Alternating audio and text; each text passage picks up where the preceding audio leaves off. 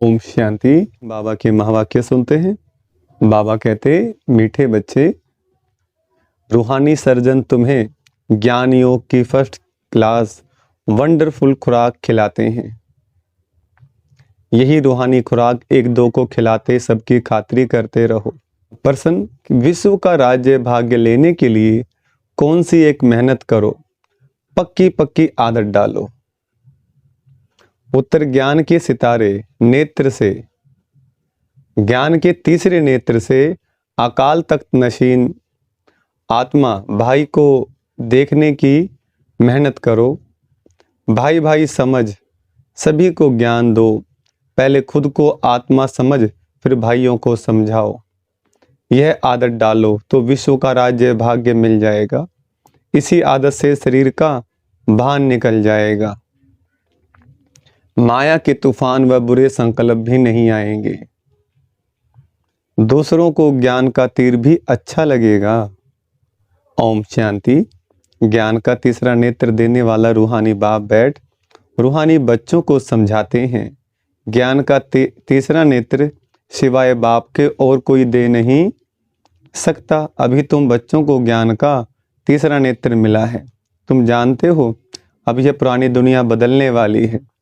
बेचारे मनुष्य नहीं जानते कि कौन बदलाने वाला है और कैसे बदलाते हैं, क्योंकि उन्हों को ज्ञान का तीसरा नेत्र ही नहीं है। तुम बच्चों को अभी ज्ञान का तीसरा नेत्र मिला है, जिससे तुम सृष्टि के आदि मध्य अंत को जान गए हो।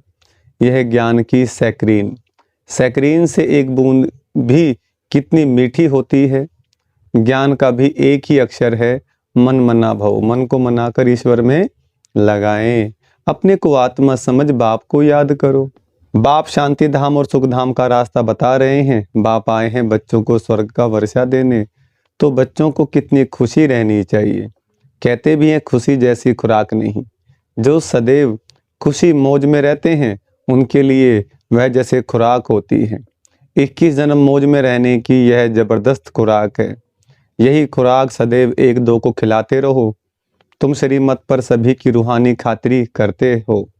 सच्ची सच्ची खुश खैराफत भी यह है। किसको बाप का परिचय देना मीठे बच्चे जानते हैं। बेहद के बाप द्वारा हमको जीवन मुक्ति की खुराक मिलती है। सतयुग में भारत जीवन मुक्त था, पावन था। बाप बहुत बड़ी ऊंची खुराक देते हैं। तब तो गायन है। अतीन्द्रिय सुख पूछना हो तो गोप गोपियों से पूछो। यह ज्ञान और योग की कितनी फर्स्ट क्लास वंडरफुल खुराक है। और यह खुराक एक ही रूहानी सर्जन के पास है और किसको इस खुराक का मालूम ही नहीं है। बाप कहते हैं मीठे बच्चों, तुम्हारे लिए हथेली पर सौगात ले आया हूँ। मुक्ति जीवन मुक्ति की यह सौगात मेरे पास ही रहती है। कलप कलप मैं ही आकर तुमको देता हूँ। फिर रावण छीन लेता है, तो अभी तुम बच्चों को कितना खुशी का पारा चढ़ा रहना चाहिए। तुम जानते हो हमारा एक ही बाप टीचर और सच्चा सच्चा सदगुरु है, जो हमको साथ ले जाते हैं।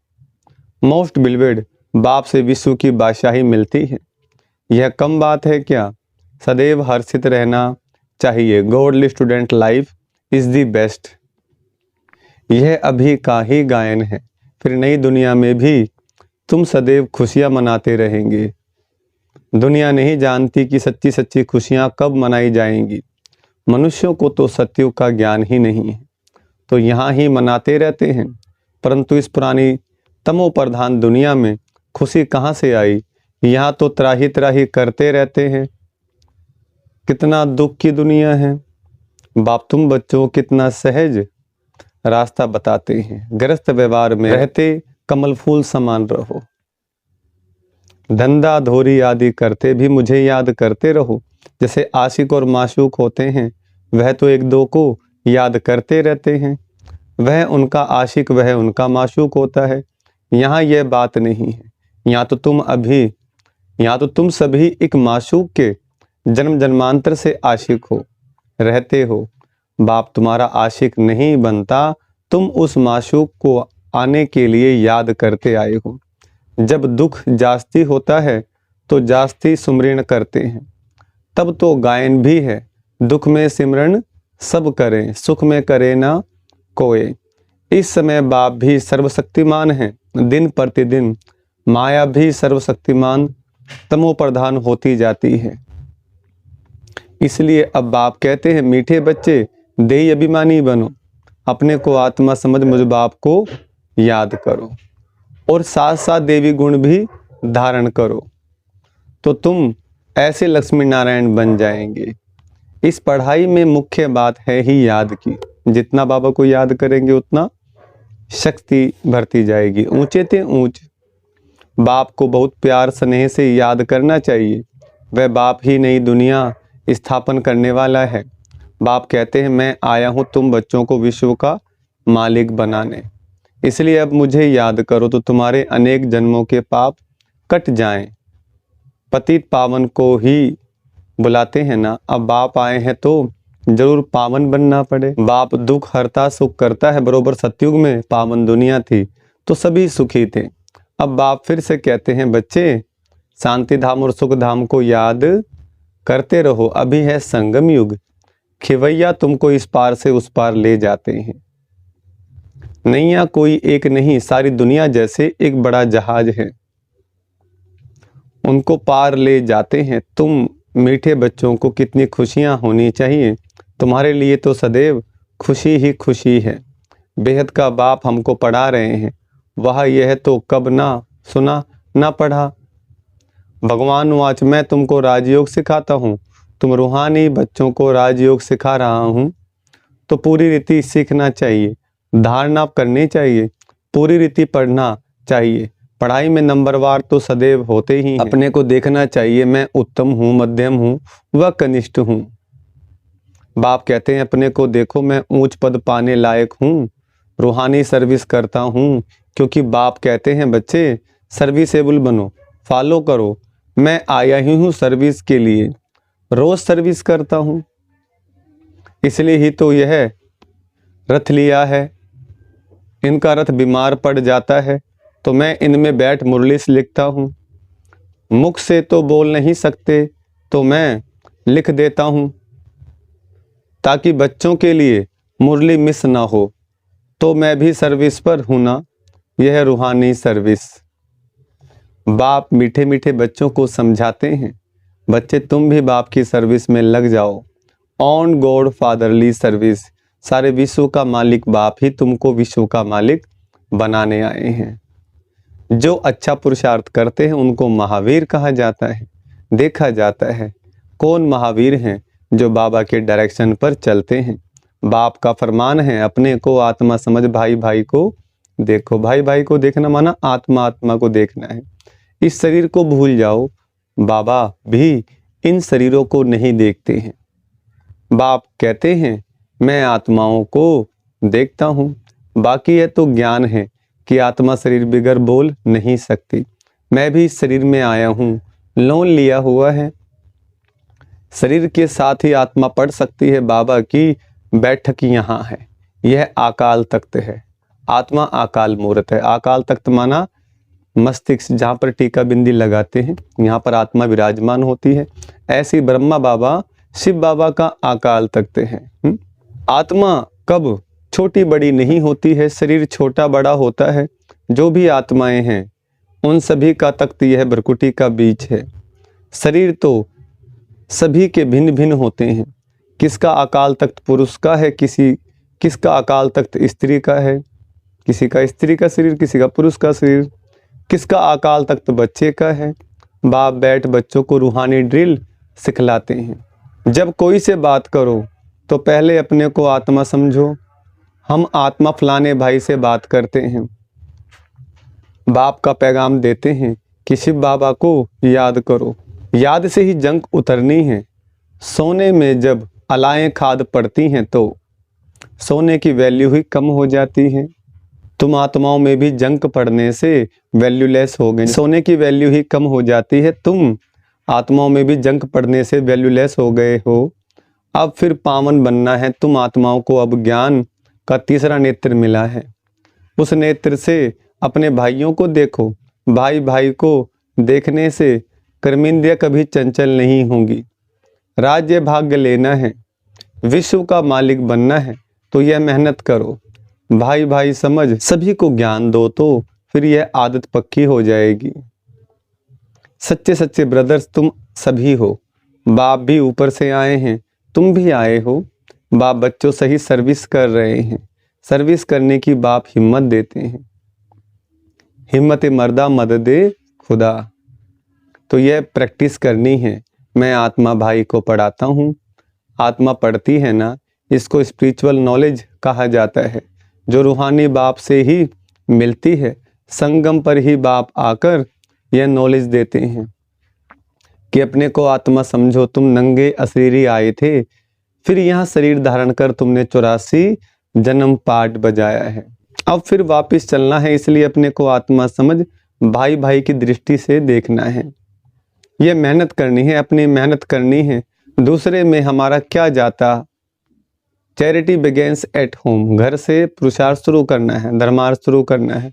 अर्थात पहले खुद को आत्मा समझ फिर भाइयों को समझाओ, तो अच्छी रीति तीर लगेगा। यह जोहर भरना है। मेहनत करेंगे तब ही ऊंच पद पाएंगे। बाप आए ही हैं फल देने के लिए, तो मेहनत करनी पड़े, कुछ सहन भी करना पड़ता है। कोई उल्टी सुल्टी बात बोले तो तुम चुप रहो। तुम चुप रहेंगे तो फिर दूसरा क्या करेगा। ताली तो हाथ से बजती है। एक ने मुख की ताली बजाई, दूसरा चुप कर दे तो वह आप ही चुप हो जाएंगे। माना एक व्यक्ति बोलता रहता है, अगर दूसरा व्यक्ति चुप हो जाए तो कब तक बोलेगा सामने वाला, चुप हो जाएगा। ताली से ताली बजने से आवाज हो जाता है। बच्चों को एक दो का कल्याण करना है, बाप समझाते हैं। बच्चे सदैव खुशी में रहने चाहते हो तो मन मना भहो। अपने को आत्मा समझ बाप को याद करो। भाइयों आत्माओं तरफ देखो, भाइयों को भी यह नॉलेज दो। योग कराते हो तो भी अपने को आत्मा समझ भाइयों को देखते रहेंगे तो सर्विस अच्छी होगी। बाबा ने कहा है भाइयों को समझाओ। भाई सभी बाप से वर्षा लेते हैं। यह रूहानी नॉलेज एक ही बार तुम ब्राह्मण बच्चों को मिलती है। तुम ब्राह्मण हो फिर देवता बनने वाले हो। इस संगम युग को थोड़े ही छोड़ेंगे, नहीं तो पार कैसे जाएंगे। कूदेंगे थोड़े ही। यह वंडरफुल संगम युग है, तो बच्चों को रूहानी यात्रा पर रहने की आदत डालनी है। तुम्हारे ही फायदे की बात है। बाप की शिक्षा भाइयों को देनी है। बाप कहते हैं मैं तुम आत्माओं को ज्ञान दे रहा हूँ, आत्मा को ही देखता हूँ। मनुष्य मनुष्य से बात करेंगे तो उनके मुख को देखेंगे ना। तुम आत्मा से बात करते हो तो आत्मा को ही देखना है। भले शरीर द्वारा ज्ञान देते हो, परंतु इसमें शरीर का भान तोड़ना होता है। तुम्हारी आत्मा समझती है परमात्मा बाप हमको ज्ञान दे रहे हैं। बाप भी कहते हैं आत्माओं को देखता हूँ। शिव बाबा भी आत्माओं को देखते हैं, शरीर को नहीं। आत्माएं भी कहती हैं हम परमात्मा बाप को देख रहे हैं, उनसे नॉलेज ले रहे हैं। इसको कहा जाता है स्पिरिचुअल ज्ञान की लेन देन।